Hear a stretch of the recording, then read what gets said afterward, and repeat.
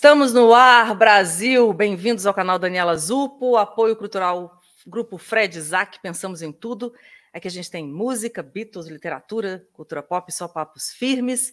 E abrindo o nosso boteco nesse domingo aí, fechando outubro com, como sempre, nosso sócio fundador Marcelo Frois, nosso parceiraço aí, Ageu Marques, diretamente da caverna hoje, para falar de um daqueles temas assim que a gente, no caso eu, né, como jornalista, adora, porque é quando a gente consegue a fonte, né? Alguém que assim revela uma história, acrescenta, né, novas cenas a uma história. E hoje a gente vai falar de um capítulo da Beatlemania, assim, intimamente relacionado ao Brasil, com um dos personagens principais dessa história, que é Marcelo Frois, como eu disse, nosso sócio fundador aqui do Boteco, que estava lá no lendário concerto que George Martin, né, produtor musical, e para quem não sabe, assim chamado Quinto Beatle, tamanha sua relevância, né, na discografia da banda, fez no Rio de Janeiro há exatos 30 anos. E mais que isso, né, o Frois foi um dos responsáveis por trazer o George Martin ao Brasil. Hoje ele vai abrir aí seu baú de lembranças desse concerto, do encontro que ele ajudou a proporcionar entre George Martin e Tom Jobim, os detalhes dessa história. Então, se você gosta, como eu, de histórias dos bastidores, vai curtir muito esse papo. Hoje ainda a gente fala sobre os 60 anos da Beatlemania, né? Saiba aí qual foi o marco inicial dessa história aqui com a gente e muito mais, as novidades aí aguardadíssimas para a próxima semana. Então fica com a gente, se inscreve no canal, contribua se quiser, temos o QR Code, Super Thanks e vamos nessa. Sejam bem-vindos, Marcelo Frois e Ageu Marques, é sempre uma alegria, um momento assim, quase mais feliz da minha semana encontrar com vocês aqui hoje. Para mim também. Boa noite, boa tarde, bom dia. É isso aí. Queridos, vamos começar então pelo assunto mais quente da semana. Vamos deixar aí essa história, né, Ageu, que a gente vai ficar aqui perguntando tudo para o Marcelo Frois, para daqui a pouquinho. Vamos começar com esse anúncio, né? A gente precisa comentar a notícia da semana que deixou todo mundo, todos os fãs dos Beatles animados, nervosos, ansiosos, o anúncio para a semana que vem do lançamento da assim denominada última canção dos Beatles. Na verdade, esse anúncio, eu já começo passando a bola para vocês, né? Esse anúncio confirmou que todo mundo já sabia, né? A gente já falou disso, inclusive, aqui em um dos botecos. E aí, Marcelo, vai lá. Now and Then finalmente era anunciado para lançamento, já vinha sendo cogitado esse assunto já há uns 2 ou 3 anos, pelo menos, já vem se falando sobre isso, para não dizer que mais de 30 anos já se fala, porque desde que saiu o Anthology, a gente sabe que sobrou uma música, mas a gente não imaginava que eles iriam voltar lá atrás para finalmente preparar o lançamento disso, né? Então é uma grande surpresa ver o lançamento de Now and Then acontecer de uma forma quase low profile, porque eles realmente, como eles disseram meses atrás, eles tinham preparado e iam soltar ele a qualquer momento. Então tem um alarde que é a mídia espontânea, mas não houve nenhum grande bafafá da parte deles. Eles simplesmente chegaram ontem, anunciaram que daqui a tantos dias vai estar no ar e vai ser lançado em formatos assim. Não houve um estardalhaço como houve em 95, quando rolou a série Anthology, que todo mundo ficou esperando Free as a Bird como se fosse uma aparição, né? É isso. É verdade. Não, o próprio Ringo... Só para atualizar aqui, Ageu, porque a gente está gravando esse papo na sexta-feira, eu gosto de dar real aqui para a turma que nos acompanha, não estamos ao vivo, por isso que o Frois falou ontem, né? Porque, na verdade, a gente está gravando aqui na sexta-feira e o papo, e o Boteco está indo ao ar no domingo. Diga lá. O próprio Ringo acabou de lançar um compacto. Pois é. Inclusive, que chegou aqui para mim, o Rewind Forward. 10 polegadas. Olha, não tinha 10 visto polegadas. Ainda, Gil. É bacaninha. Isso aqui é um compacto, é um EP, 10 polegadas. Então, às vezes, vocês estão achando que eu estou pegando aqui um LP. Não, LP, ele é maior. É maior, um pouco maior. Então, o LP é isso aqui, ó. Compare o tamanho. Aham. Inclusive, fazer uma propaganda aqui, ó. Para quem não tem isso, ainda, afasta um pouquinho, por favor, para a gente ver a diferença. Isso. Esse é o do Ringo 10 polegadas, esse é o de 12 polegadas, é um disco. Saquei. Esse aqui é um disco bacana que o Frois lançou um tempo atrás aqui, uma discografia interessante, tem 2 volumes aí, aguardando ansiosamente o terceiro, uma hora dessa, que é muito bacana. Para quem não tem, ó, Bitomaníaco tem que ter isso daqui, tá? Mas o Ringo acabou de lançar esse negócio aqui. Então, corrobora isso que o Marcelo falou. Ou seja, eles não estão com essa coisa de ser um grande lançamento, boom. Até porque, na verdade, o mundo está passando por uma fase que está tendo tanta notícia de tudo quanto é lado, muitas não tão boas, que eu acho que se eles fossem esperar um momento adequado, não, vamos lançar aqui agora, 30 anos atrás, da época do Anthology, né? Hoje nós temos um tanto de gente falando sobre tudo. Então, eu acho que por isso que está dessa maneira. E ficou meio sem muitas informações. E vamos discutir agora o que está vindo nesse pacote, né? Pois é, então só para contextualizar aqui, para quem ainda não, se é que alguém não ouviu, alguém que está aqui ligado no nosso papo não sabe do que a gente está falando, Now and Then, que foi escrita, né, e cantada pelo John Lennon, vai ser lançado no dia 2 de novembro, com direito a videoclipe, me corrijam se eu estiver enganada. Então, dia 2 de novembro tem o lançamento do single, com direito a videoclipe no dia seguinte, portanto, no dia 3, e antes, quer dizer, eu fiz a ordem contrária, aí no dia 1º, quer dizer, antes do lançamento do single, vai ser lançado um documentário de 12 minutos sobre a música no canal dos Beatles no YouTube, é isso mesmo? Acho que é isso mesmo. É um EPK, basicamente. Uhum. E a gente vai estar aqui, claro, depois desse lançamento, comentando tintim por tintim, tudo relacionado a Now and Then, e a tudo que transita ali em torno dessa história. Então, para acompanhar aí esse vídeo, já se inscreve aqui no canal para acompanhar a nossa programação. É isso, né? Talvez seja melhor, então, a gente voltar depois falando da coisa em si. O que vocês acham? Vocês querem comentar mais alguma coisa aí sobre esse lançamento? Eu acho curioso que ele acontece exatamente 30 anos depois da primeira reedição em CD e 50 anos depois do lançamento original do disco, que foi em 73, né? Em 93 ele saiu em CD pela primeira vez, teve algumas reedições ao longo dessas décadas, e agora está saindo essa edição especial 30 anos depois. Estou falando do azul e do vermelho, né? Do Red and Blue, que é a coletânea que está puxando o single, né? Ou é o vice-versa. A gente estava falando sobre... Está puxando o que aí, no caso? Acho que está puxando, eu acho que está puxando muito o streaming. Eu acho que assim, é legal, tem os discos e tal, os colecionadores vão comprar, mas isso vai fazer o streaming. Entendeu? Muita gente vai botar para ouvir o disco que tem o Now and Then e vai ficar ouvindo as outras músicas também. Vai fazer o streaming deles. Entendeu? Não é só o vinil. O vinil é legal e tal, mas não é. O lance é estimular a circulação dos fonogramas no streaming. A gente estava comentando sobre o que queria acontecer. Foi no último programa, né, que a gente falou sobre o Red and Blue, sobre como é que estaria esse relacionamento. Programa, eu vou deixar o card aqui. Qual a melhor coletânea dos Beatles? Foi esse o papo, Isso. Né? E a gente concordou que eram realmente esses dois. E agora ele está vindo meio que, na minha opinião, um Frankenstein. Né? Ou seja, modificar aquilo ali, eu achei que não foi, é uma oportunidade de mercado só. Tem música demais do Revolver, assim, encheram de faixas do Revolver, não sei. Porque eles aproveitaram os remixes que eles acabaram de lançar há pouco tempo e já encheram ali no disco vermelho. Então, assim, aquela história. Se você é colecionador, compre. Se você está querendo ter tudo dos Beatles, compre, vai ser uma oportunidade bacana, é uma peça bonita, é muito legal. Se você está querendo ou se você gosta de ouvir coisa dos Beatles, compre todos os discos da discografia deles. Você vai encontrar tudo que está no vermelho e no azul da discografia.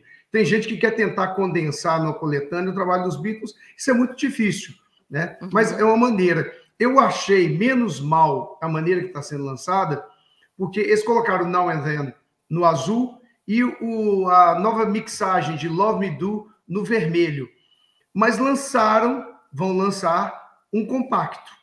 Então, menos mal, ou seja, para a gente ouvir o Now and Then em mídia física, a gente não vai precisar de ter o discão ou o CD. Você vai poder comprar o compacto. Para quem gosta de vinil como eu, que não tem intenção de comprar os discos grandes, vermelho e azul, eu tenho todos os outros discos, eu não tenho por que ficar repetindo, mas tem uma mixagem nova. Isso um dia eu gostaria de falar a respeito disso. Mas não vai ter o CD single, né?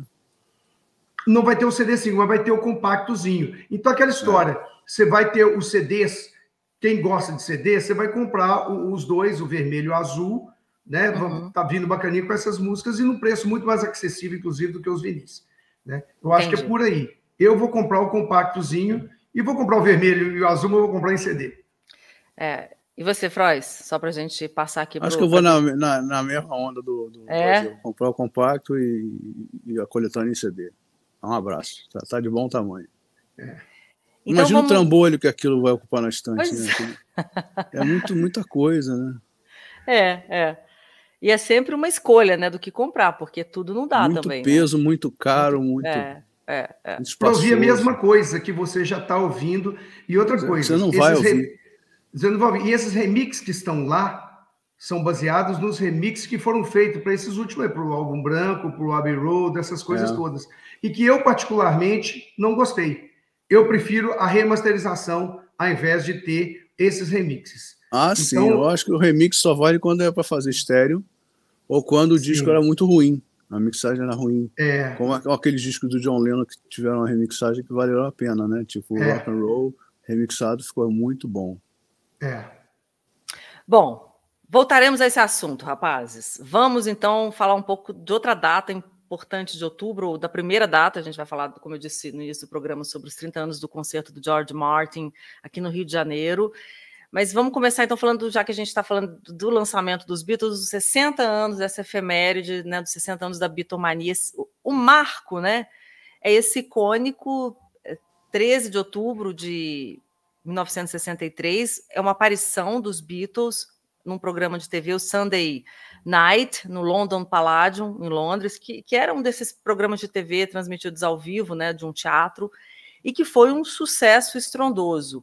Então, eu queria começar falando disso, a gente contextualizar um pouco, né? Quer dizer, a gente tem até aqui um papo sobre o primeiro disco dos Beatles, que já tinha saído, né? A gente está, como eu disse, em outubro de 63, os Beatles já vinham aí com uma popularidade bacana, desde o lançamento do primeiro disco. Vou colocar aqui o card também, do Please Please Me, e a gente, contextualizando assim, nesse momento, por que é nesse 13 de outubro de 1963 que a gente tem esse marco inicial da Beatlemania?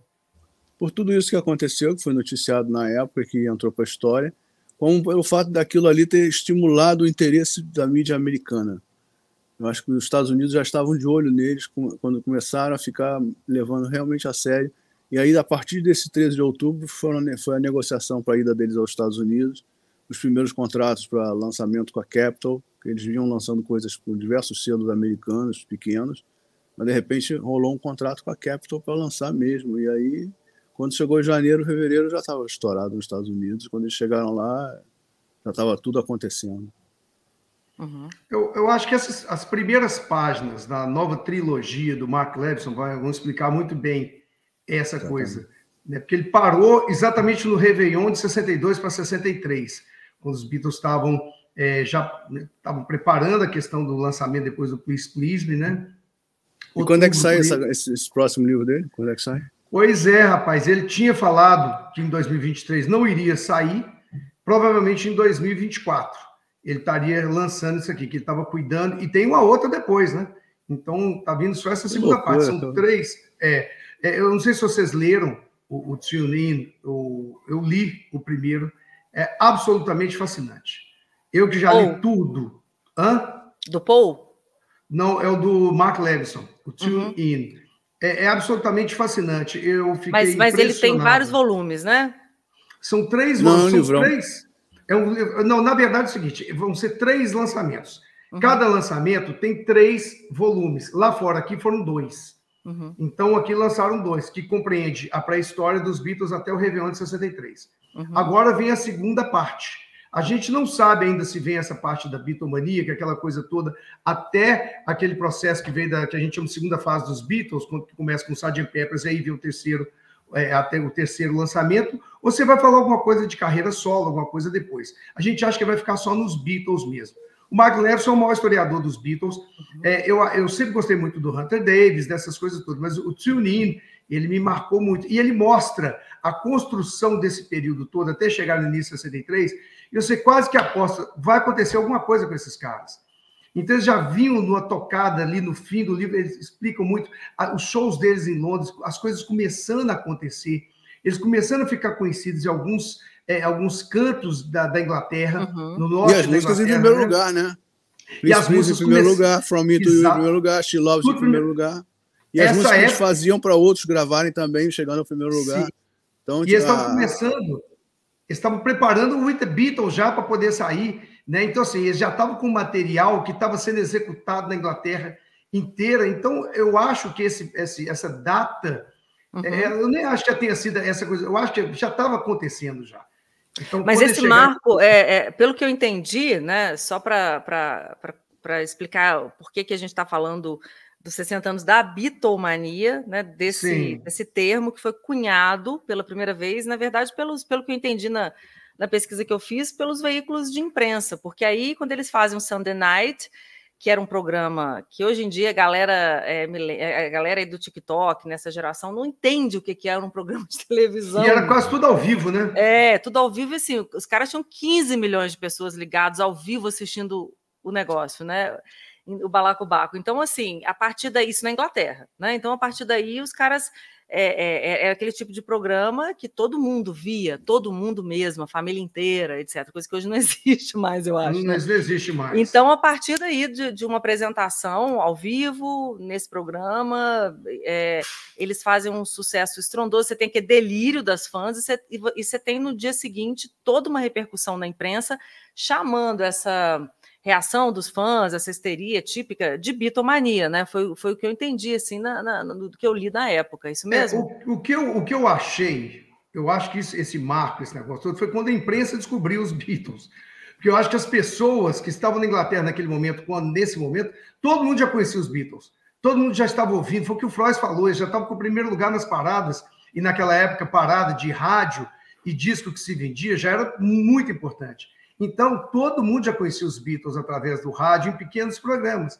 Então, eu acho que essa data foi a data da bitomania para a imprensa. Foi quando a imprensa descobriu, nossa, esses caras realmente são poderosos. Tanto que foi um overnight, foi uma coisa da noite para o dia. Mas eles já vinham construindo e já estavam com uma série de sucesso. Ele mencionou aí, estava com From Me to You, Twist and Shout, essas músicas do primeiro disco, os primeiros compactos, já estavam estourando, já vinha o We The Beatles em seguida. Então, eu acho assim que, para mim, essa coisa de botar data, igual o Ed Sullivan fez a bitomania nos Estados Unidos, assim, foi muito bacana, são coisas importantes, mas eu acho que isso tem mais relevância para você poder criar uma data para se comemorar do que o fato real. Eu acho que os Beatles já vinham no crescente, ali já era um movimento que não tinha volta. Entendi. E bom... Ed Sullivan vem depois, né? Na sequência. 64. Agora, uma curiosidade. Eu procurei na internet, eu não achei nenhuma imagem dessa apresentação deles no Sunday Night. Eu achei o áudio, né? Com fotos em vários vídeos, mas se chegar... Está muito mal documentado. Né? Eu achei isso curioso, porque geralmente você tem muita coisa da bitomania ali, como o Freud disse, eles já estavam estourados. Mas eu só ouvi em tudo que eu pesquisei, eu só achei o áudio do show, né? Eles cantando acho que 3 ou 4 ou 5 músicas e fotos, mas o registro em vídeo eu não encontrei. Se alguém aqui que está nos assistindo souber disso, deixa a dica aqui para gente. Eu acho que muito pouca imagem, muito pouco material dessa fase. Mas assim, a esperança é a última que morre, né? Que a digitalização dos acervos das emissoras está rolando no mundo inteiro, é um fenômeno, não é só o Brasil, na Itália, na França, de vez em quando a gente vê coisas, né, da TV italiana, coisas da TV francesa, deles mesmo, durante as turnês, aparecem imagens que a gente nunca viu, que é fruto disso, da digitalização dos acervos das emissoras, né? Então, pode ser que apareça alguma coisa pode aí. ser que apareça num rabo de fita lá, uma fita sem nada anotada, de repente surgiu os caras lá. Mas vocês também nunca viram? Eu não me lembro. Não lembro exatamente o objetivo. Eu lembro do show do Pavilion, né? Que é aquele show, aquele lá que foi mais ou menos na mesma época, né? Foi tudo na sequência. Na sequência, rainha, que foi aquele né? show que tá a rainha, aquela que foi mãe. transmitido também. Então, eu acho assim, às vezes as pessoas até confundem, mas o Sunday Night foi. Não tem. Para a galera nova, não dá para a gente poder fazer um comparativo com nada que a gente tenha. Se a gente tivesse o Brasil jogando a final de Copa do Mundo hoje com um timaço contra um outro timaço, não daria o mesmo público que esse tipo de coisa dava. 15 milhões de pessoas, um negócio... É muita gente focada. Na Inglaterra, né? Então você imagina só. É muita coisa. Naquela época, né? Naquela época, né? Ao vivo, a gente está falando de uma coisa que depois, porque hoje as pessoas acham 15 milhões, isso dá, né, TikTok tudo dá 1 milhão, mas assim, né? Não é ao mesmo tempo, tudo ao mesmo tempo agora. Nós estamos falando de 15 milhões de pessoas assistindo na mesma hora o mesmo canal. É outra história. Bom, então vamos aos 30 anos, né? Nosso tema principal que a gente deixou aqui para falar, porque queremos ouvir muito, na verdade, o Frois, né? A gente está falando dos 30 anos do concerto do George Martin no Rio. Antes, rapidamente, eu acho que é legal a gente, sempre que possível, eu sei que a maioria das pessoas que nos assiste aqui sabe muito bem quem George Martin foi, mas assim, para quem está chegando agora, né, quem foi o George Martin nessa fila do pão? Eu acho legal a gente fazer só esse preâmbulo, né? O cara que ajudou, né, a moldar a música, o som dos Beatles. E aí eu quero do Frois e do Ageu, se eles quiserem, assim, uma rápida, ligeira apresentação do George Martin aqui para nossa audiência, antes da gente falar desse lendário, apoteótico concerto. Fala, Gil. Fala, Gil, porque o Frois vai falar para caramba a partir de agora. Então... Você já definiu bem, ou seja, o George Martin é o cara que pegou uma pedra bruta, um diamante, né? E grande, mas era muito feio, cheio de poeira, né? Sujo, e deu a lapidada e virou a pantera cor-de-rosa, né? Aquele diamante maravilhoso, né? Então ele, olha, se você comparar, já falando isso aqui também, qualquer disco daqueles anos 60, você não vai ver nada igual ao disco dos Beatles, porque ele usou aquele material humano que eram os Beatles, mais a vontade de fazer coisa nova e mais a oportunidade que foi dada a ele de fazer essas coisas, ele transformou os Beatles, as músicas, os caras, pô, vamos ligar aqui, pá, e vamos tipo rock de garagem. Ele moldou os Beatles. Aquela coisa do arranjador, poxa, essa música tá meio lenta, acelera, vamos ver como é que fica. Bum, aí descobre uma coisa bacana. Pô, vamos colocar aqui cordas, né? Vamos fazer um arranjo de vocal aqui, de repente um violão, aqui um solo. Então, isso é que deu o toque de sofisticação. Os Beatles, se não tivesse o George Martin, eles seriam tipo Ramones. Eu adoro Ramones, acho bacana, mas aquela coisa crua da garagem, do Cavern Club, eu acho que eles iriam chegar talvez a algum lugar, mas iria demorar muito mais tempo. Eu acho que o George Martin deu essa sofisticação, ensinou a esses caras o caminho das pedras, principalmente para o Paul McCartney, sabe? O Paul tem reflexos do Paul na carreira solo dele inteira. Os grandes discos do Paul, do George Martin, os grandes discos do Paul tem a presença, para mim, Tug of War, você pega o Pipes of Peace, tem grande participação do George Martin. Então, eu acho que... Die, né? Live and Let Die, tudo... Fora que o George Martin produziu efetivamente, né? Sim. Eu acho assim, eu acho que esse cara... O Tug of War é produção do George Martin, eu estou enganada. Sim. Produção dele, sim. E, então, eu acho... E esse cara, ele foi responsável, para mim, pelo som dos Beatles. E a figura mais importante depois dos quatro é ele, mais que o Pete Best, que o Brian Epstein, para mim é a figura mais importante. E ele está num nível que, como ele conversava no mesmo nível desses caras, aliás, os Beatles, quando começaram, eles estavam muito abaixo dele. Depois eles ficaram no mesmo nível, eu acho que ele realmente merece o título de quinto Beatle. Sem contar o que esse cara fez para a música, com as produções que esse cara fez, aquele filme documentário do George Martin, que tem Blu-ray, já apareceu no canal da Sundance, umas outras coisas. Eu tenho esse DVD aqui, eu não lembro o nome do... Qual? Produced by George Martin ou Playback? Produced by George Martin. É sensacional. Mostra tudo que ele fez além dos Beatles. Então, esse cara, ele é importante, não é só para os Beatles. Ele não foi importante só para os Beatles, ele foi importante para a música pop de maneira geral dos anos 60. Eu acho legal falar isso, e acho sua fala ótima nesse sentido, Agil, porque assim, porque eu sempre falo que o Boteco dos Beatles e tudo que eu falo aqui, todos os programas que eu faço aqui sobre música, não é papo de loja de disco só para entendidos iniciados. Eu acho que é bacana a gente trazer isso, porque isso estimula as pessoas a descobrirem esses personagens que estão por trás dessas histórias. Nem todo mundo tem obrigação de saber.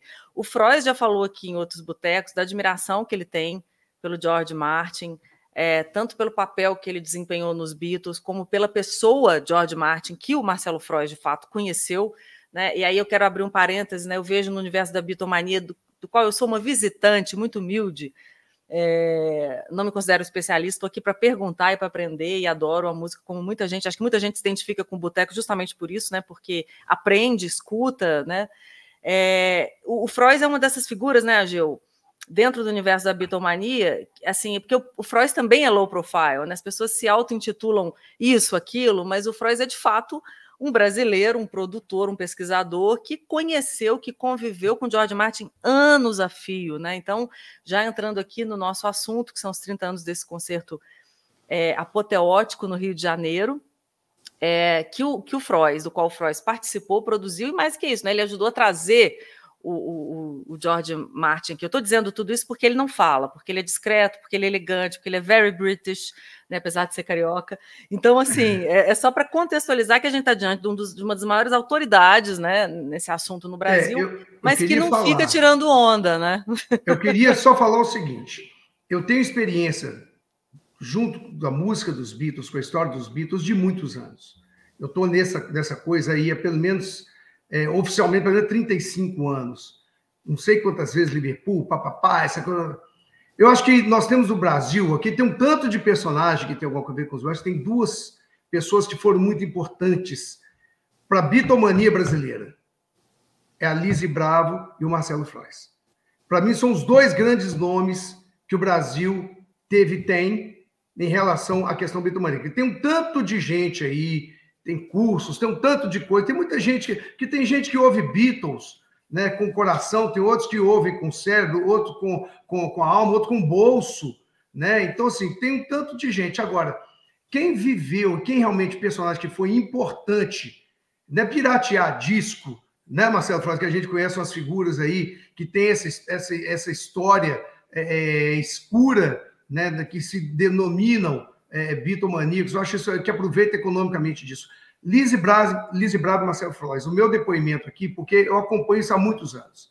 E Sim. Isso que o Marcelo fez em relação dele com o George Martin, o prefácio do livro, esse negócio todo, foi um presente para a gente que gosta realmente dos Beatles, que ama a história, não daqueles detalhes, aquelas coisinhas chatas, e que ficam cobrando isso dos outros. Ah, você não é bitomaníaco e você não sabe aquilo, sabe? Não é isso. Então, o que ele trouxe de presente para a gente, trazendo o George Martin, a história do George Martin aqui no Brasil, né, no prefácio do livro do Sgt. Pepper's, isso não tem preço para a gente. Então, agora ele vai falar para caramba que a gente tem muito a fim de ouvir isso aí.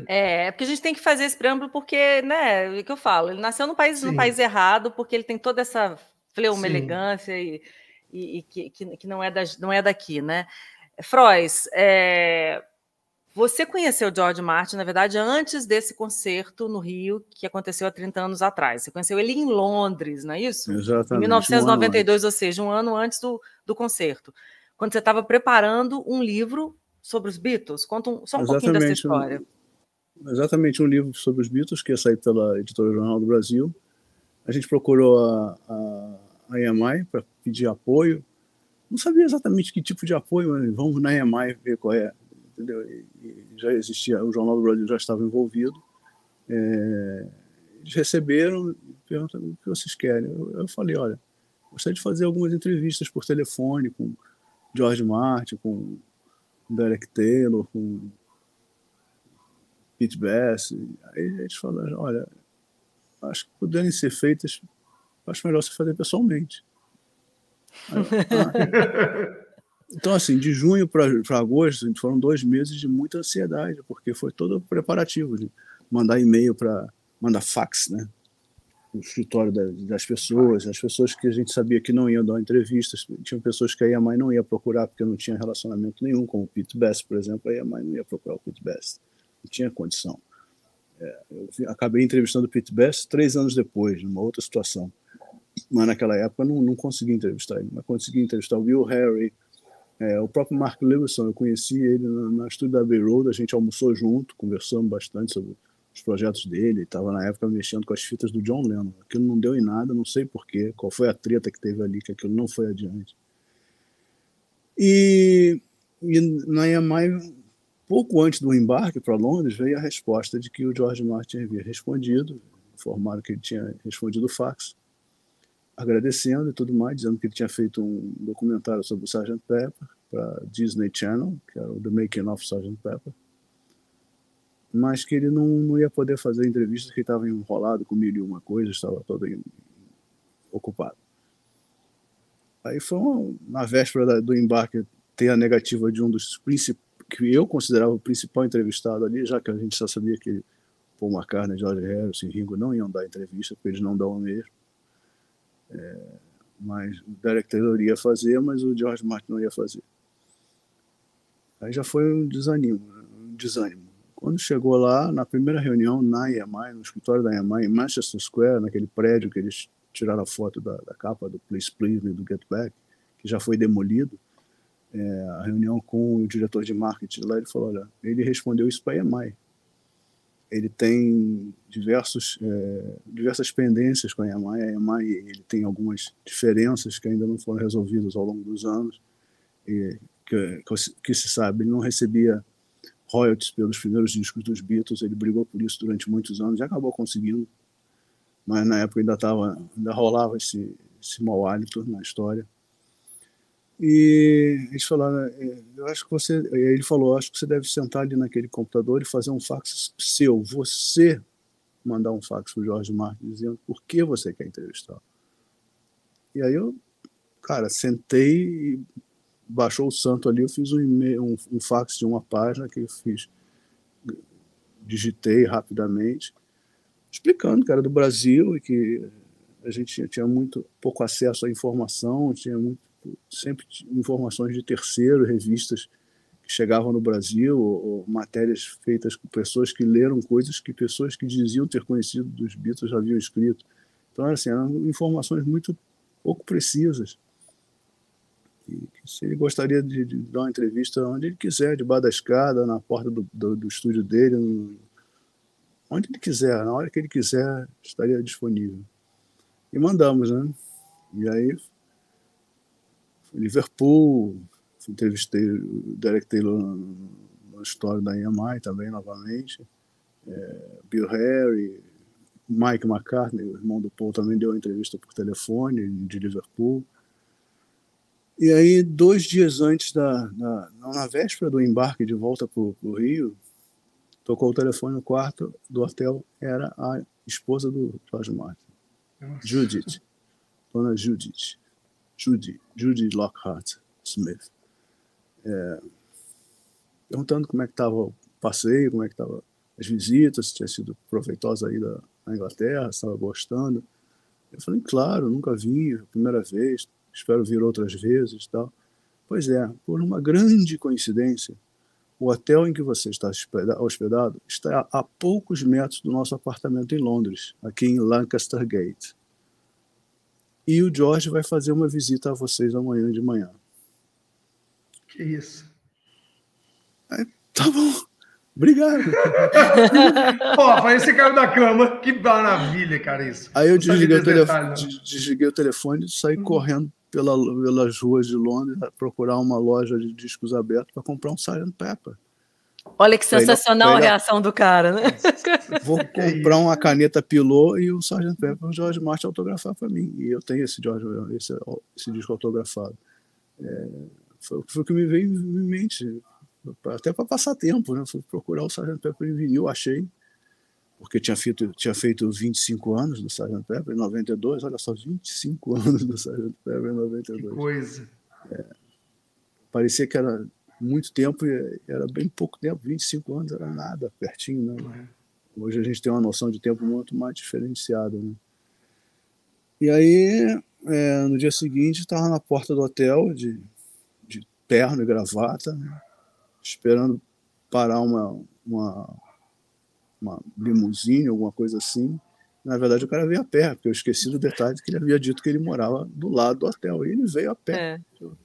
E ele diagnosticou lá um bitomaníaco, né? Um cara de cabelo mais compridinho, de óculos redondos, é esse cara aqui mesmo. Você que é do Brasil, né? Já foi entrando.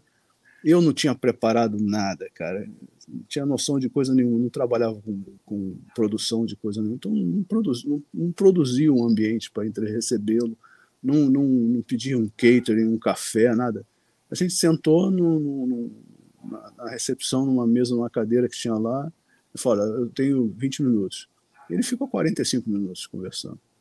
Gravei, deu uma entrevista maravilhosa e conversou tranquilamente, sem pressa. Esqueceu o relógio, né? E depois, quando terminou... Curtiu, terminou, fez as fotos, foi embora. A entrevista na íntegra está no prefácio do livro Os Anos da Bitomania, que saiu em 92 pelo Jornal do Brasil. E aí, na entrevista, ele comenta que ele vinha fazendo concertos, regendo concertos no Canadá, na Suécia. Eu achei aquilo interessante. Na volta, no avião, eu peguei um Jornal do Brasil que tinha uma matéria justamente falando sobre a falta de atrações interessantes no Teatro Municipal do Rio de Janeiro. Aí, como eu também, eu desembarquei com aquilo na cabeça e tendo a missão de procurar o Robertinho de Recife, para procurar para comprar o CD dele para mandar para Londres, com o George Martin. Eu falei na entrevista com o George Martin que o Robertinho havia gravado Pepperland para a trilha sonora do Pantanal. E era um sucesso, né? E ele não sabia, ele não conhecia. Eu cheguei aqui no Brasil, fui procurar o disco tinha saído em 90, em 92 não tinha em loja nenhuma mais. Não tinha em catálogo, já estava fora de catálogo, não tinha em lugar nenhum. Olha só. E aí, através de amigos, eu consegui falar com o Robertinho no telefone, falei: eu estou precisando do seu CD para mandar para o Jorge Martin. Velho, vem aqui amanhã mesmo. Aí eu cheguei, eu fui na casa dele, lá no estúdio dele, ele pegou, deu um CD para dar para o Jorge Martin, deu um para mim, e fez uma dedicatória, mandou uma carta, falou: pô, cara, esse cara é o meu maior ídolo, eu não seria produtor se não fosse ele. Aí eu falei: cara, que tal se a gente tentasse descobrir uma maneira de trazer ele para fazer um concerto no Teatro Municipal? Porque eu estou vendo uma matéria aqui de que eles estão precisando de atrações e não tem coisa melhor. Vou te apresentar o pessoal do Projeto Aquários. Marcou um jantar na casa dele, o Robertinho marcou um jantar com a produtora do Projeto Aquários, e onde se falou: pode chamar, pode convidar, queremos ele aqui. E aí eu mandei um primeiro fax, que foi logo respondido, e eu passei um ano trocando faxes com o escritório do Air Studios, né, do estúdio do George Martin, para tratar da vida dele ao Brasil. E eles como produtor, daí você trazendo como produtor. Não, eu estava meio de contato ali, que eu não era produtor, eu era um advogado que gostava de música, era fã dos Beatles, tinha feito um livro, mas eu não trabalhava com produção. Eu caí ali de gaiato, então eu fiquei meio de pombo-correio ali na história, fazendo os contatos. Depois que ele fechou, que ele disse ok, quando eu fiz a proposta de X mil dólares pelo seu concerto, e ele disse: não estou acostumado a receber tão pouco, mas eu quero ir ao Brasil e vou aceitar a oferta. E veio. Aí, no momento que ele disse sim, aí já entrou o pessoal da produção para tratar dos detalhes mais detalhados, porque era uma coisa que eu não tinha conhecimento para isso, não estava preparado para isso. Mas mantive contato por e-mail com o escritório. Na véspera, até eu perguntei a ele sobre o livro dele, a autobiografia dele, né? Que ele havia lançado em 78. E era um livro que não tinha mais em lugar nenhum para comprar. Não achava em sebo, não achei na minha ida a Londres, eu não consegui em lugar nenhum. Perguntei se ele tinha noção de onde é que eu poderia conseguir um. No dia que ele chegou no Brasil, quando foi marcada a data do show e marcada a chegada dele no Brasil, eu me atentei, por essa coisa de bitomaníaco, ter todas as informações na cabeça, né? Eu sabia: caramba, ele vai chegar no Brasil no dia que os Beatles faziam 30 anos de I Want to Hold Your Hand. Era 30 anos da bitomania ali rolando e o cara chegando no Brasil. Então a gente comemorou os 30 anos da bitomania com esse concerto, sem ninguém saber, sem ninguém ter planejado nada. Aconteceu na mesma data. Ele chegou aqui no dia que fazia 30 anos de I Want to Hold Your Hand. Que incrível. Eu nem falei nada. Quando ele saiu do saguão do desembarque, né? Abriu a porta, ele saiu com a mala, o carrinho. Eu me aproximei, logo ele reconheceu: nice to meet you again, tal. Aí tinha uns repórteres lá, uns fãs também, que souberam que ele ia estar chegando, já estavam lá pedindo autógrafo. Ele foi atencioso com todo mundo. Quando ele foi entrar no Opalão para ir pro hotel, ele falou: quero que vocês apareçam lá de tarde, quero ver vocês hoje ainda. Eu falei: tá bom. Eu imaginei que ele fosse querer descansar e tudo mais. Ele falou: por favor, vá lá no hotel hoje à tarde. Depois eu soube que quando ele chegou, ele viu aquele vucu-vucu, aquele monte de gente que ele nunca tinha visto e não conhecia ninguém. Quando ele chegou no hotel, ele quis saber quem era quem. Quem é o produtor? Quem é fulano de tal? Quem é fulano de tal? Quem é fulano de tal? Ele não estava sabendo com quem lidar. Ele não sabia qual era a minha função na história, qual era a função do Périx, que era do Globo. Ele estava meio perdido, entendeu? E aí, quando eu cheguei, eu me anunciei, ele desceu para chamar para ir para o quarto. Ele falou: não, vamos lá para o quarto, vamos lá conversar. A gente ficou conversando um pouquinho, daqui a pouco ele levantou, pegou dentro da mala dele o livro. Me deu o livro. O livro, um exemplar usado, que certamente ele tirou da estante da casa dele para me dar. Porque era um livro que ninguém tinha. E a dedicatória? To Marcelo, from an old book by an even older writer, alguma coisa assim. Um velho livro de um autor mais velho ainda. Simpático.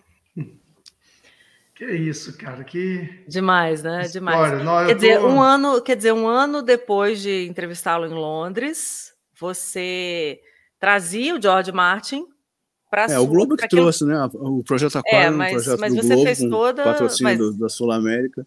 Mas a ideia e os ideia, contatos, né? Assim, e provavelmente ele veio nesse cachê muito mais barato que ele estava acostumado, em suas próprias palavras, a receber por um concerto para estar no Brasil, filmado? né? Oi? Isso foi filmado? Foi filmado? Eu tenho alguns minutos de filmagem. Não existe a filmagem inteira, não. Assim, você está falando do show? Do concerto ou da entrevista? Aí você está falando? Você está falando o quê? Estou falando do show. Do show. O show foi filmado parcialmente, tem diversas imagens assim, tá no YouTube, você acha. E tem o melhor de tudo foi o dress rehearsal, o ensaio geral na véspera, no sábado à noite, na Quinta da Boa Vista vazia, tava orquestra, coral, banda, e rolou o concerto inteirinho. Isso eu tenho gravado com áudio de uma câmera, daquelas câmeras com fitinha, que uma amiga minha filmou praticamente o show inteiro. O som tá muito bom. Isso é seu. Isso é seu. Eu tenho isso. E você ouve, a gente ouve ali naquele ensaio geral o show que não rolou. Pois é, então isso é que eu queria que você contasse, Frois, porque assim... Papo de fã isso agora, hein? Me corrija agora se eu estiver enganada na sequência, tá, de acontecimentos, porque aí a gente tem que explicar que houve uma série de contratempos, de imprevistos, uma chuva, enfim. O plano era trazer o George Martin para tocar com uma orquestra sinfônica, uma banda... Reger a Sinfônica Brasileira. Uma banda de rock capitaneada pelo Robertinho do Recife e um coral, né? Um coral das meninas de Petrópolis. E o George Martin já estava fazendo audições, né? Ele já tinha pedido gravações de corais. Ele só foi conhecer as pessoas aqui. Não houve essa pré-seleção de coisa nenhuma. Ele chegou, ele seguiu as sugestões que foram dadas pela equipe de produtores, porque ele conhecia, um grande amigo dele era muito amigo do Roberto Marinho. Então ele tinha uma grande tranquilidade de estar fazendo negócio com as organizações Globo. Essa que é a verdade. Entendi. Um amigo dele era amigo do Roberto Marinho. Ponto. E aí o que rolou? Porque as coisas, como eu disse, não correram como planejado, né? Houve esse ensaio que você falou com a orquestra. Houve a semana inteira foram de ensaio, ensaio com a banda, ensaio com o coral, ensaio com a orquestra. Eu fui nos 2 ensaios com a orquestra, na sala Cecília Meirelles. Eu fui com meu pai, a gente ficou sentado lá atrás, de repente teve uma hora que ele saiu do palco e desceu, a orquestra tocando, ele veio lá para trás para ouvir a orquestra tocando com a distância, e ele virou para mim e falou: Marcelo, this orchestra is not very good. Vixe, Maria. Uau, eu não queria escutar essa... Eu não queria estar na sua pele, não, Frois. Ele falou que as cordas eram meio frouxas. Cara, ele entende do riscado. Quando falar isso, eu não falei nada. É considerada é a nossa sinfônica. Puxa. E aí aí ele falou, e depois ele falou, pô, quando ele fez o livro dele, a autobiografia dele, Playback, que saiu pela Gênesis, né, aqueles livros bem caros, autografados, eu ajudei, ganhei um exemplar porque eu ajudei a colocar umas fotos lá, eu consegui fotos do Rio, fotos minhas e fotos dele com o Tom Jobim, enfim, eu mandei fotos para ele colocar no livro. E no livro ele fala que ele havia se surpreendido com a orquestra, porque, por exemplo, teve um cara lá que no meio do ensaio levantou e saiu do palco. Eu falei, o que aconteceu? Alguma coisa errada? Eu falei, não, ele tem que buscar o filho na escola. É isso. Nada o cara muito profissional, né? O cara tinha que buscar a filha na escola, ele levantou e saiu fora e deixou o cara lá regendo a orquestra sem ele. Um dos músicos da orquestra. Teve um outro lá que brincou de amarrar o tênis do cara que estava sentado na cadeira da frente para amarrar o tênis para o cara, quando fosse levantar, se tropeçar. As coisas de colégio, entendeu? E eu fiquei meio amadoras, né? Umas amadoras, né?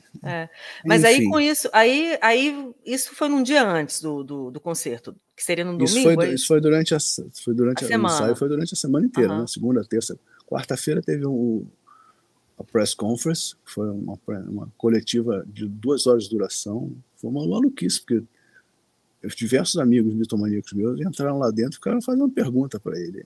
Então foi uma coletiva de 2 horas maravilhosa. Você tem isso gravado?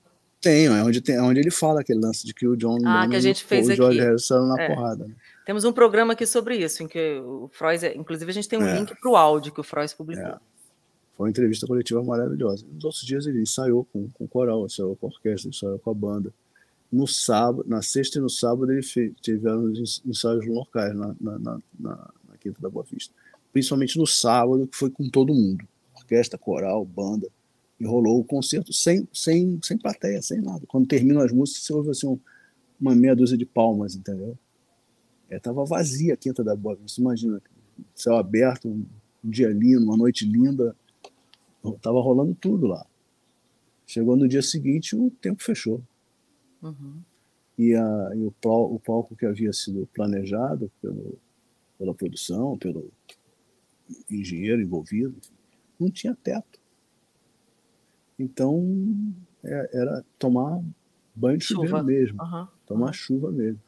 E aí, ficou a tarde inteira todo mundo esperando, foi atrasando para ver se a chuva passava. A chuva não passou, ele foi lá no palco, olhou, assim, ele podia muito bem ter adiado, cancelar. Falou, eu não vou fazer, porque a orquestra falou que não ia entrar no palco com seus instrumentos de madeira para tomar chuva e estragar tudo, não tinha condição. Foi criada uma tenda improvisada para a banda poder tocar sem ser eletrocutada, e ele e as meninas do coral foram para a chuva, e assim foi.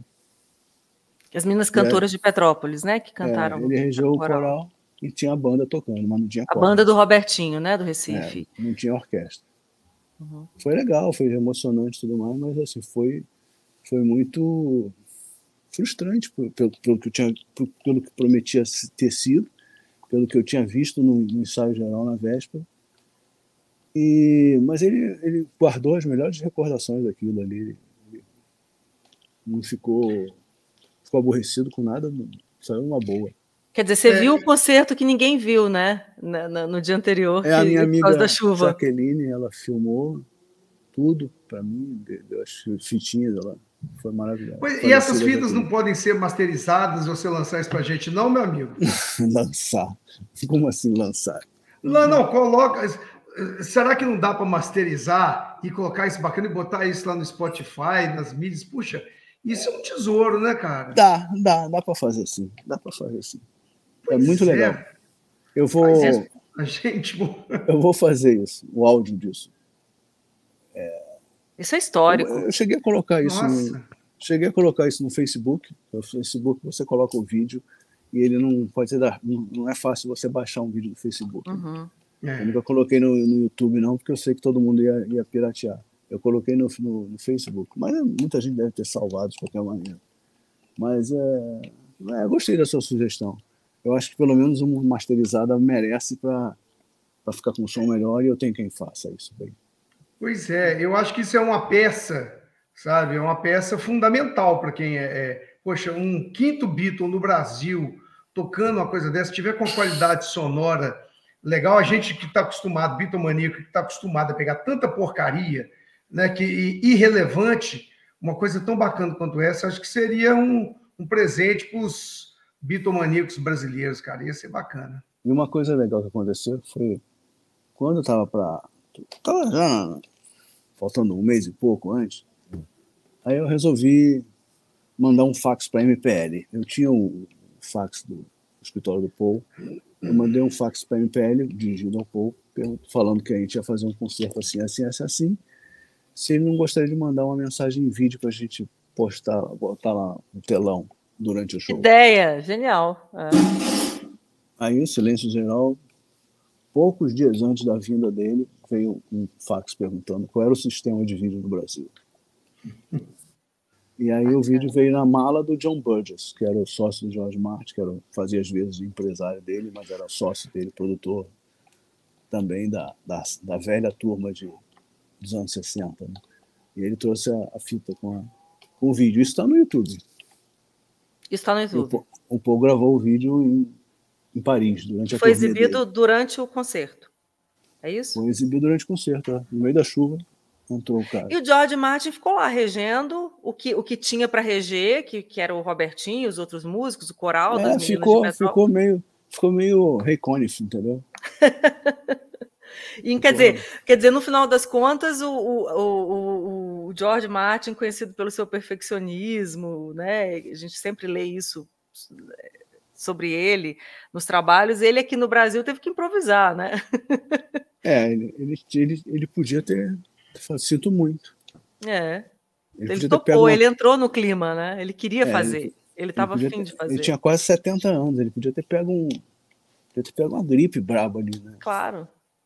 A gente saiu para almoçar na semana anterior no Jockey Club, ele comeu e tal. Quando chegou na hora da sobremesa, ele olhou para um pote assim, cheio de doce de leite. Eu falei, isso é gostoso, prova. Ele ficou olhando assim, falou, não vou comer não. Claro que não ia comer. Se ele passasse mal, ele ia atrapalhar o show, né? Então ele tinha que pensar em tudo. Ele não comeu o doce de leite, ele não provou o doce de leite. Mas ele regeu tudo, a história toda debaixo de chuva, correndo risco de adoecer, né? De pegar um baita resfriado. Frois, aí a gente fica assim se perguntando, eu me pergunto assim, tentando me projetar no seu lugar, né? Até pela admiração que eu sei que você tem por ele, pela sua relação com os Beatles, como é que assim, como é que foi, né? Melhor dizendo, assistir a esse concerto, a esses ensaios, contribuir, né, para que esse concerto acontecesse aqui no Brasil, concerto de um cara que teve papel fundamental, como a gente disse na música dos Beatles, né? Ver esse cara aqui no Brasil, né, regendo esses músicos, esse coral debaixo de uma chuva torrencial, apresentando ele ao nosso maestro soberano, assim, o que fica para você dessa história toda, assim, além de claro, dessas lembranças lindas, né? Mas, enfim, né, a gente fica se perguntando, porque é muito incrível isso, né? Olha só, eu tinha menos de 30 anos nessa época. Eu acho que se tivesse acontecido hoje, com a idade que eu tenho, eu ficaria muito mais deslumbrado. Entendi. Eu não fiquei deslumbrado. Hoje eu ficaria. Hoje eu ficaria desesperadamente deslumbrado, porque é foda, né, cara? Total, é foda. A palavra é essa. Você sabe quando foi que a ficha caiu, de que eu tinha realmente chegado... eu tinha olhado a Mona Lisa por trás, entendeu? Uhum. Que é isso, você, de repente, você entra na boa imagem. Entendeu? Quando eu fui a Londres em 95, eu fui 2 vezes a Londres em 95, por causa da tradução do livro do Sgt. Pepper, que ele lançou em 94. Abre um parênteses, né? Ele fez aquele especial da Disney Channel e ele não conseguiu lançar em home video. Ele resolveu fazer um livro, justamente porque não tinha conseguido fazer um home video, porque a Apple não tinha autorizado ele a usar as imagens. disse para ele que não tinha os clipes de Strawberry Fields e Penny Lane. Ele falou isso para mim dentro do quarto dele quando eu fui lá aquele dia que ele deu o livro. Eu falei, eu tenho os clipes. Ele, como você tem isso se eu não consigo? Eu sumi debaixo da cadeira, né, cara? Eu falei, cara, comprei pirateiro, cara, pirateiro, só rola na mão dos pirateiros. Aí a Apple dizendo para ele que não tinha os clipes. Que isso? Aí ele não usa os clipes, né? No especial do Sgt. Pepper não tem clipe nenhum, né? E aí ele resolveu fazer o livro. Quando eu soube que ele estava fazendo o livro, um ano depois da vinda dele aqui, em 94, né? Eu mandei um fax perguntando se ele autorizaria eu traduzir para o Brasil. Ele autorizou e em 2 horas eu consegui uma editora. Literalmente. Eu tenho um livro que é sensacional, Os Amores Sgt. Pepper. A gente ainda acha esses livros aí no mercado, né? Não só nos sebos. Sim, porque ele foi lançado em 95, ficou muito tempo em catálogo pela Renome do Mará, e depois terminou o contrato deles. E em 2017, por conta dos 50 anos do Sgt. Pepper, eu relancei o livro pela minha editora Sonora. Eu achei outro dia, te fotografei e te mandei, comprei para um primo, lembra que eu achei na Aquele kit foi vocês que lançou também, que vinha dentro de uma coisinha com um CD, né? O bumbo, sensacional aquilo, eu comprei. Sonora. E aí eu procurei o Giles e pedi autorização para lançar no Brasil. Que é o filho do George, né? Ele autorizou, me deu uma entrevista para sair no Estadão. Eu fiz uma entrevista com ele para sair no Estadão, por ocasião do lançamento do livro, relançamento do livro.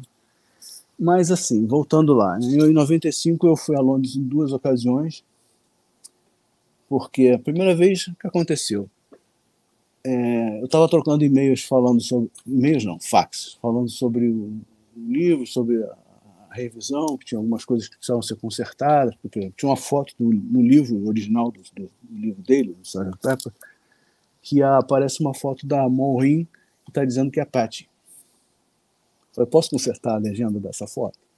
Por favor! Como que isso passou sem a gente perceber? Porque é uma foto que a Maureen estava pintada de louro, ela estava loura, e ela não era loura, ela estava loura nessa foto. E aí ela foi colocada como Patty Harrison. E aí, nessas trocas de fax, ele eram assinadas por ele, mas eu tenho certeza que era a secretária dele que fazia. Eu tinha a parte inicial, a parte final, e no meio sempre escrevia alguma coisa para ser simpático, né? E falei, inclusive, essa semana que vem eu vou estar com os Beatles no estúdio, trabalhando no projeto Anthology. Aí eu falei, caramba! Você está me chamando para ir a Londres? É isso? Aí eu falei brincando, ele não respondeu. Aí eu liguei para Robertinho, falei, Robertinho, aconteceu isso. Aí ele falou, tu não sabe da maior. Eu estou indo para Londres sábado para masterizar o disco de Fagner. Olha só. Aí eu... Vou contigo. Fui junto. Uhum. Fui junto. E aí estive lá no estúdio, o Paul estava lá. No segundo dia que eu fui, o Paul chegou às 2 horas da tarde, como estava previsto. Falei rapidamente, não deu para fazer nada do que eu pretendia, porque eu meti o pé pelas mãos, né? Não sabia como me comportar, e acabei puxando uma câmera para fazer uma foto sem pedir autorização antes. O cara ficou zangado, não gostou de bater foto sem autorização, enfim, aquela coisa bem típica Sim. do Paul, né, que a gente vê hoje em dia na internet, nas redes sociais. Ele sempre fala, bota a mão na câmera, fala, não gosta de ser fotografado. E ele estava todo descabelado, enfim. Mas aí eu voltei em agosto para o Festival de Liverpool. Eu fui com o Túnel do Tempo lá. E antes passei em Londres. Fui lá visitar o velho. Levei os livros para ele. O livro tinha acabado de sair, levei uns exemplares de cortesia para ele, outros para ele autografar para as pessoas aqui no Brasil que haviam pedido. E aí eu fiz uma entrevista longa com ele, que eu publiquei no meu jornal no final do ano. Sentei no sofazinho lá, fiquei conversando com ele, ele sentado numa cadeira do lado de um piano. Aí tá. Chegou em dezembro, rolou aquela mídia espalhafatosa do Projeto Anthology, né? Eu estava ligado no Fantástico, aí aparece a Sônia Bride fazendo uma cobertura do lançamento do Anthology, e aparece o George Martin e o Derek Taylor sentado no sofá, naquele sofá que eu tinha sentado 3 meses antes. Ali eu fiquei deslumbrado. Falei, ali você entendeu. Não, ali você entendeu, ali a ficha caiu, né? Ali a ficha caiu. Onde é que eu estava, né? É. Uau! Gente, esse programa, né, Gil, já é histórico. Poxa. É simples. Nossa, assim. eu tô arrepiado. Como eu fiquei a primeira vez que eu não conhecia esses detalhes. Primeira vez que a Lizzie contou aquela história que ela contou para tanta gente, que ela entrou lá no estúdio Abbey Road e contou como é que foi todo aquele negócio. Eu tô aqui. Ela gravou com ele. Imaginando, né, um dos nossos, né, tão próximo desses caras que... Eu vou ouvir o disco do Ringo agora, que eu não ouvi, chegou essa semana. Esses caras são o amor da minha vida. Então, é isso aí, sabe? Ouvir essa história que agora dele, eu tô arrepiado. Eu vou tomar um Jack Daniels em sua homenagem, viu, meu amigo? Eu também. E aí, todas as vezes que eu fui a Londres depois disso, eu estive com ele. E nenhuma das vezes que eu fui a Londres eu não estive com ele. Eu nunca mais fui. Depois que ele morreu. Acabou não indo. Eu tive a oportunidade de ir. Era uma forma também, né? Uma razão para ir, né? Ficou marcado como a cidade do George Martin, né? Enfim. Frois, obrigada por essa exclusiva, né? Por esse depoimento, assim, que já, como eu disse, já é histórico. A gente, como jornalista, sabe o valor que isso tem. Eu nem falei do Tom Jobim, né?